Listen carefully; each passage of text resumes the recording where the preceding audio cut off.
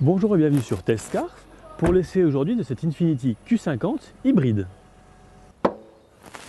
Ce bloc hybride est composé du moteur de la Nissan 370Z auquel on a ajouté un bloc électrique pour une puissance totale de 364 chevaux. Le 0 à 100 étant abattu en 5 secondes 1. Sachez qu'il existe également un 2 litres turbo et un 2 litres 2 diesel.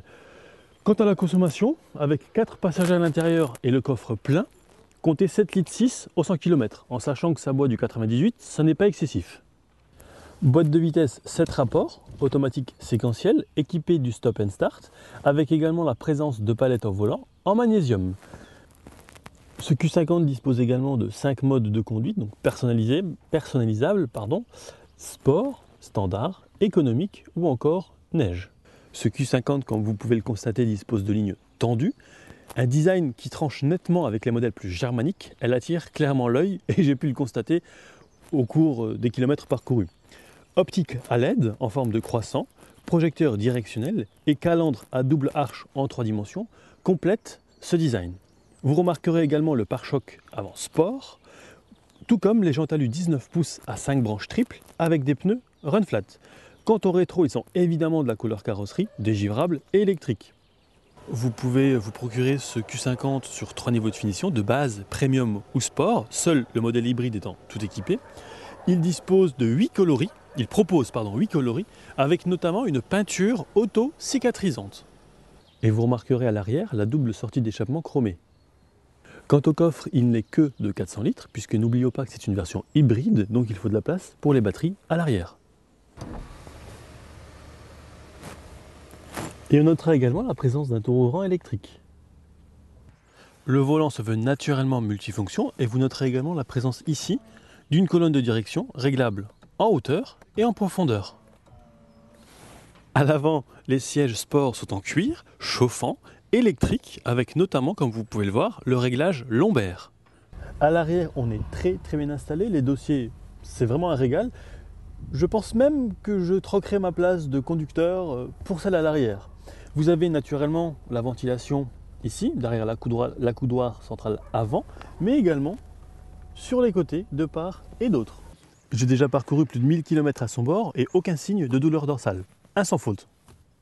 Le système sono ici est signé Bose, avec 14 haut-parleurs. Côté connexion, on retrouve une entrée USB, iPod et auxiliaire RCA. On peut également transmettre de la musique en Bluetooth, en streaming. A noter également qu'il y a un contrôle actif du bruit, c'est-à-dire que si vous sollicitez trop le moteur, ou beaucoup le moteur, la musique va automatiquement augmenter. Le volume, tout au moins. On retrouve ici l'Infiniti InTouch, avec notamment un double écran tactile, un VGA de 8 pouces et un autre de 7. Ce qui est très pratique, c'est que notamment, et vous allez le voir dans un instant, voilà, quand on met une adresse, eh bien, le GPS reste ici dans sa totalité. On ne perd absolument rien. C'est très pratique. Autre chose qui est affichée sur cet écran, c'est notamment la caméra de recul. Voilà. Avec une vision panoramique à 360 degrés. Hop. Voilà. Là, on voit l'avant et on voyait l'arrière il y a un instant. Voilà. Avec une vue ici à 360 degrés. C'est très pratique, notamment lorsqu'on se gare dans des parkings souterrains. Parmi les différentes technologies embarquées, on retrouve notamment le pack de direction avec une direction personnalisable. Depuis l'écran tactile, comme vous pouvez le voir, la force et la réponse de la direction peuvent être personnalisées. Donc l'effort fort, standard ou léger, et la réponse rapide, standard ou également souple. Concrètement, la direction adaptative, elle transfère électroniquement les impulsions du volant aux roues arrière, ou un moteur électrique à réaction immédiate pilote la crémaillère. Ça sert à quoi? C'est très simple, ça élimine les pertes mécaniques, donc la direction est plus précise et il n'y a plus de vibration au volant. Honnêtement, c'est assez surprenant la première fois, mais on a du mal à s'en passer par la suite. Autre technologie présente sur cette Infiniti, le contrôle actif de sortie de voie. Concrètement, c'est quoi? C'est un système qui, grâce à une caméra, détecte la voie sur laquelle vous roulez et aimante, maintient le véhicule sur cette voie. C'est un cran au-dessus de l'avertisseur de franchissement de ligne. Autre technologie, le bouclier de sécurité, qui réagit en fonction de la distance et de la vitesse du véhicule qui précède, mais aussi en fonction du véhicule devant celui-ci. La voiture recule, un enfant traverse, vous ne le voyez pas, la voiture s'immobilise automatiquement puisqu'elle détecte les objets en mouvement à l'arrière. La technologie évoquée précédemment, donc c'est le système prédictif d'alerte de collision avant et arrière. On retrouve également l'aide au contrôle de la vitesse, le régulateur de vitesse intelligent et l'alerte d'angle mort.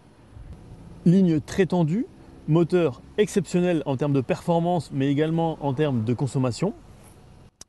On a de la place, il y a énormément de technologie. C'est vraiment une alternative concrète à ceux qui préféraient notamment une BM série 3 ou une Audi A4. Démarrant à 33 400 €, cette version hybride tout équipée est facturée 63 130 €. Vous retrouverez comme d'habitude la critique écrite ainsi que les photos sur Testcars. Je tiens à remercier le domaine de Volcrange pour son accueil et bien entendu Infiniti pour le prêt de ce Q50 hybride.